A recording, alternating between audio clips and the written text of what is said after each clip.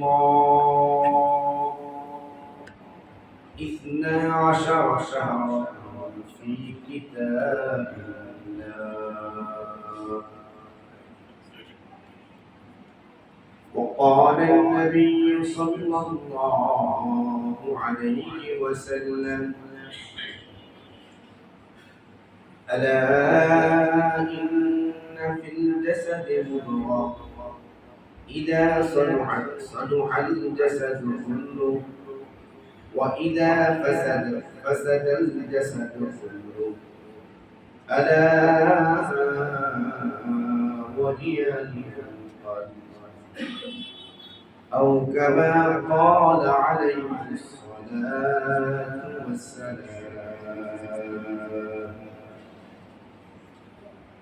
إن الله وملائكته يصلون على النبي يا أيها الذين آمنوا صلوا عليه وسلموا تسليما. اللهم صل على محمد وعلى آل محمد كما صليت على إبراهيم وعلى آل إبراهيم إنك حميد مجيد. اللهم بارك على محمد وعلى آل محمد كما باركت على إبراهيم وعلى آل إبراهيم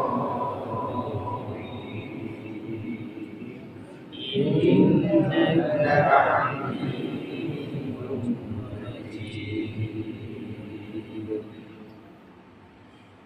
سبحانك لا علم لنا إلا ما علمتنا إنك أنت العليم الحكيم.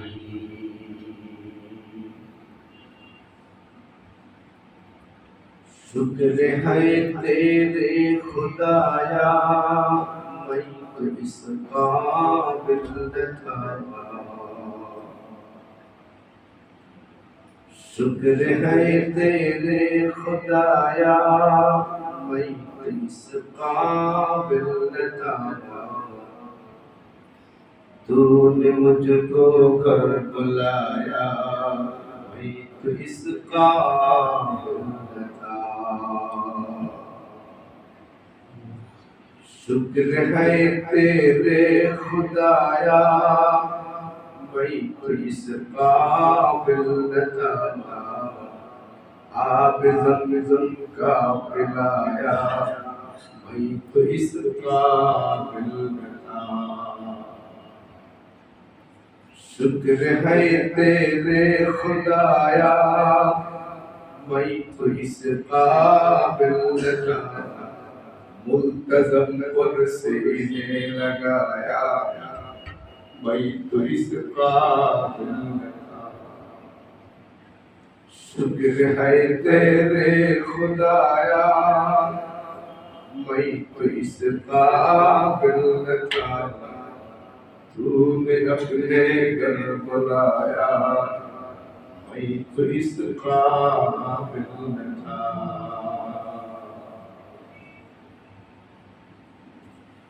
मोहतरम हाज़रीन, महान अल्लाह के दरबारे लाख शुक्र सजद যে আল্লাহ আমাকে আপনাকে দীর্ঘদিন অপেক্ষার পর আপনাদের দোয়ার বরকতে আমাদের মধ্যে কয়েকজন অযোগ্য বান্দাকে রব্বে কারীম তার ঘর দেখার মতো সুযোগ করে দিলেন। এরপর পরই আবার আপনাদের মাঝে অন্তরের মহাব্বতের মানুষ গুলোকে নিয়ে একসাথে বসে দিনের কিছু কথাবার্তা বলার এবং শোনার তৌফিক দান করলেন। তাই রব্বে কারীমের দরবারে কালিমাতুশ শুকর আদায় করি আলহামদুলিল্লাহ।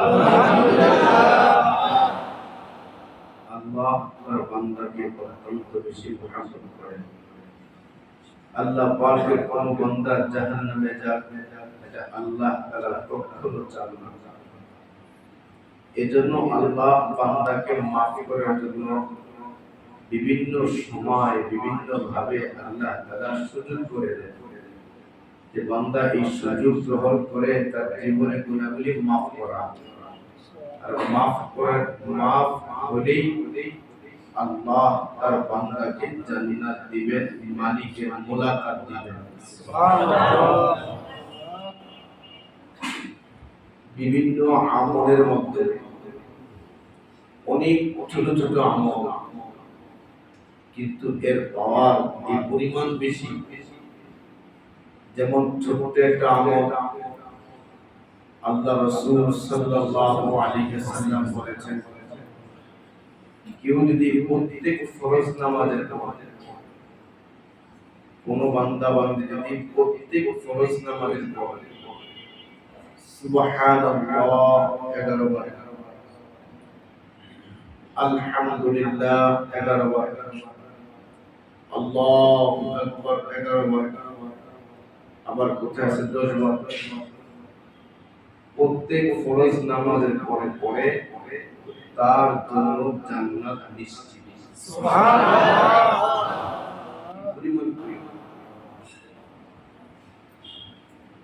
আল্লাহ তাআলা দুনিয়াতে বান্দাকে মাফ করার জন্য অনেক সুযোগ রেখেছেন। এর মধ্যে একটি গুরুত্বপূর্ণ সুযোগ হলো হজ। হজের দ্বারা আল্লাহ তাআলা বান্দার সমস্ত গুনাহকে মাফ করে দেন। সুবহানাল্লাহ। এটাই নিশ্চিত। আরাফার ময়দানে অবস্থান করে, আরাফার ময়দানে কান্নাকাটি করে, এর বিনিময়ে আল্লাহ তাআলা জিন্দেগীর সমস্ত গুনাহকে মাফ করে দেন। সুবহানাল্লাহ। আরাফার ময়দানে কেউ উপস্থিত ছিল আর মনে মনে এই কল্পনা যে মনে হয় আমার গুনাহগুলি মাফ হয় না, এতটুকু চিন্তা করাও গুনাহ। এই চিন্তা করা যাবে না। আরাফার ময়দানে যে গেল তার গুনাহ তো মাফ হয়ে গেল। মহল্লার সবাই তো আরাফার ময়দানে যেতে পারে, একটা গ্রামের মানুষ সবাই তো আরাফার ময়দানে যেতে পারে, যে হজে গেল সে তো মাফ পায়। আমাদের অধিকাংশ মানুষ তো মহল্লায় রয়ে গেল, আমাদের কি অবস্থা হবে? আল্লাহ রাসূল বলেন, আল্লাহর পয়গম্বর বলেন, ইযা লাকিতাল হাজ ফাসাল্লিমু ওয়া সাফিহু। আল্লাহর পয়গম্বর বলে, যখন তোমরা কোন বাইতুল্লাহর মুসাফির হাজীর সাথে মোলাকাত হয়, কোন হাজীর সাথে মোলাকাত হয়, ইযা লাকিতাল হাজ, কোন হাজীর সাথে যখন কারো মোলাকাত হয়, আল্লাহর পয়গম্বর বলে, ফাসাল্লিমু, তুমি ওই হাজীকে সালাম করো, ওয়া সাফিহু, তার সাথে মুসাফা করো। মুসাফা করার পরে আল্লাহর পয়গম্বর বলে, ওই মুহূর্তে হাজী যখন কারোর জন্য বলে, আল্লাহ আপনি এদের সকলকে মাফ করে দেন, আপনি এই লোকটাকে মাফ করে দেন, আল্লাহর পয়গম্বর বলে 3 বার বলেছেন, আল্লাহ তাআলা হাজীর এই দোয়ার বরকতে প্রত্যেকটা বান্দা বান্দীকে আল্লাহ তাআলা মাফ করে দেন। সুবহানাল্লাহ। প্রত্যেককে মাফ করে।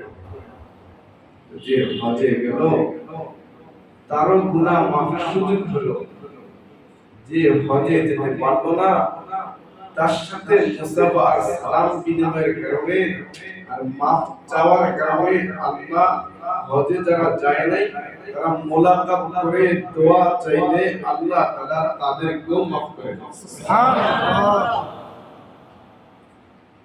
হাজীকে বলা হয় আল্লাহর প্রতিনিধি। প্রতিনিধি বুঝেন, গুরুত্বপূর্ণ বিষয়। আমাদের আলীনগরে কোনো সমস্যা চলছে, কমপক্ষে 5 লক্ষ বা 6 লক্ষ বা 10 লক্ষ মানুষের বসবাস।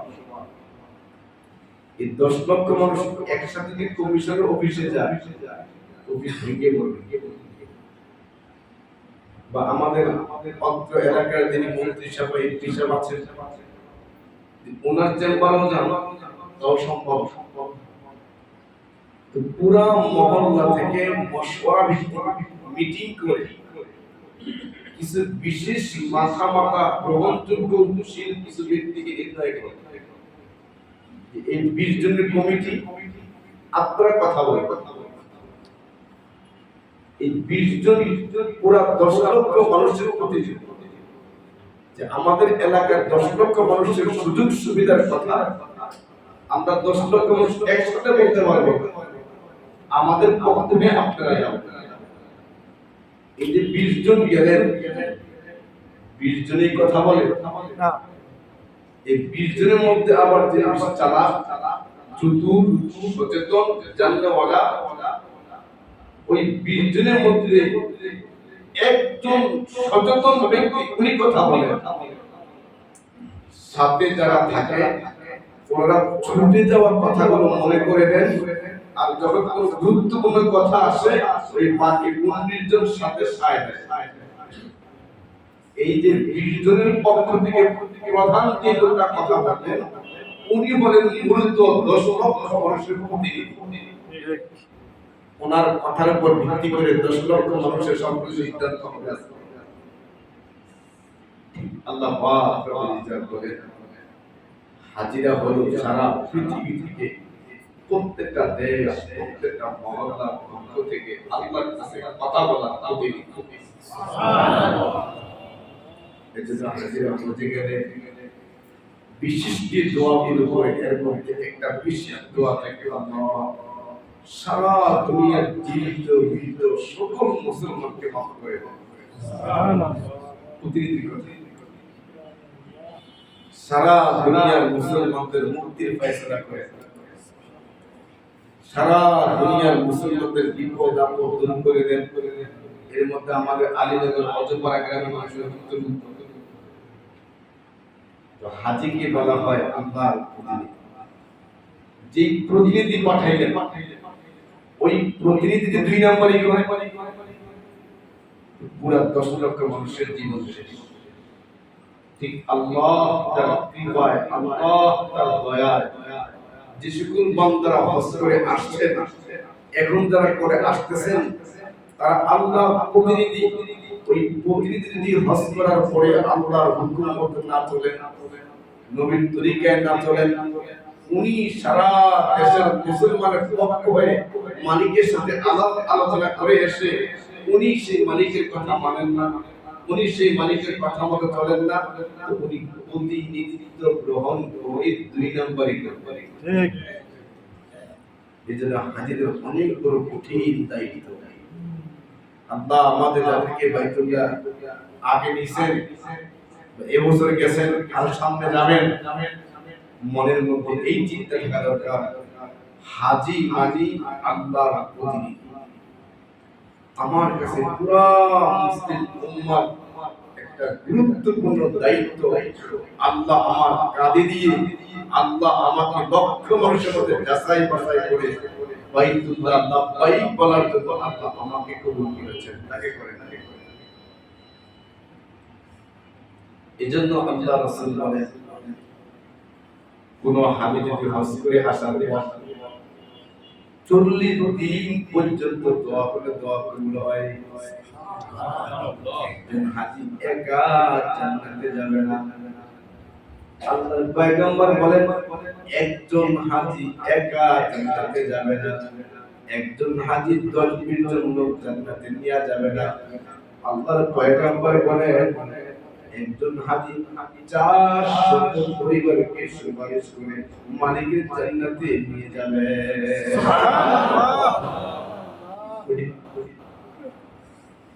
আল্লাহ আমাদের সকলকে হাসিল রাখুন।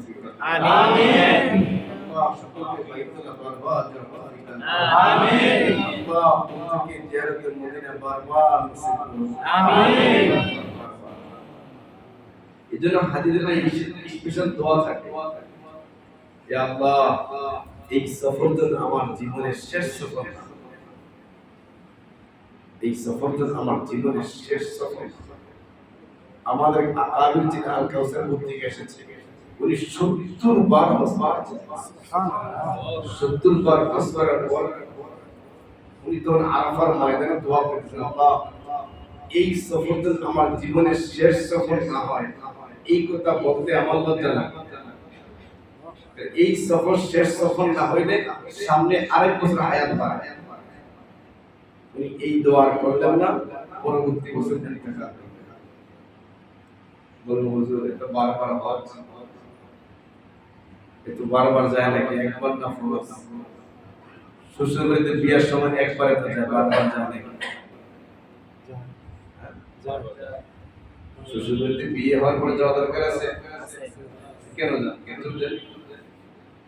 সেখানে কেন যান? শ্বশুর বাড়িতে এতবার যায় আমার প্রশ্ন আসে না। বিয়ার দিন কিছু দায়িত্ব হয়ে গেছে, আর কি দরকার?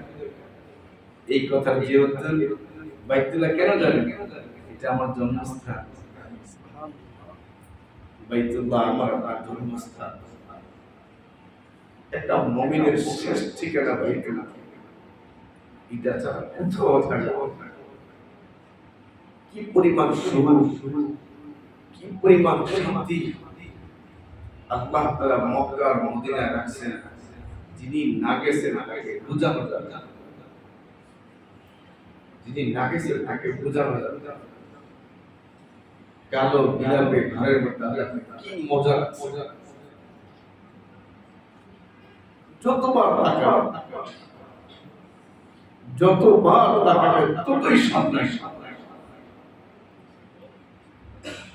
হাজারো কষ্ট আসতে আর কুরবানির বিনিময়ে বাইতুল্লাহ জিয়ারত তত বেশি মজা। এই বাইতুল্লাহকে আবরাহা ধ্বংস করতে চেয়েছে এক জালেম বাদশা। মুসলিম উম্মার এই হৃদয়ের কলিজার টুকরা, আমাদের জন্মস্থান, পৃথিবীর পবিত্রস্থল, এই বাইতুল্লাহ ধ্বংসের পায়তারা করেছে বাদশা আবরাহা। তার ওই কাফেরের হাতির বাহিনী ছিল, হাতির আক্রমণ, হাতির দলবদ্ধ আক্রমণ অনেক বড় ভয়ঙ্কর। তারাই বুঝতে পারেন যেই সমস্ত পাহাড়ে হাতিদের বসবাস, ওই পাহাড়ের পাশে তাদের বাড়ি করে তারাই বুঝে কোনোভাবে কোনো শক্তি হাতির আক্রমণ থেকে ওই এলাকাকে বাঁচাইতে পারে না। হাতি যখন উত্তেজিত হয়, ঠিক ওই জালেম বাদশা নিজের বানানো বাইতুল্লাহকে পৃথিবীর সামনে প্রতারিত করার জন্য, পরিচিত করার জন্য, আমাদের মূল বাইতুল্লাহকে ধ্বংস করার জন্য সে যখন সদল বলে বাইতুল্লাহর দিকে রওনা হয়। বাইতুল্লাহর এলাকার পাশেই তো মিনা, এর পাশে মুজদালিফা। মিনার একটি নির্দিষ্ট জায়গা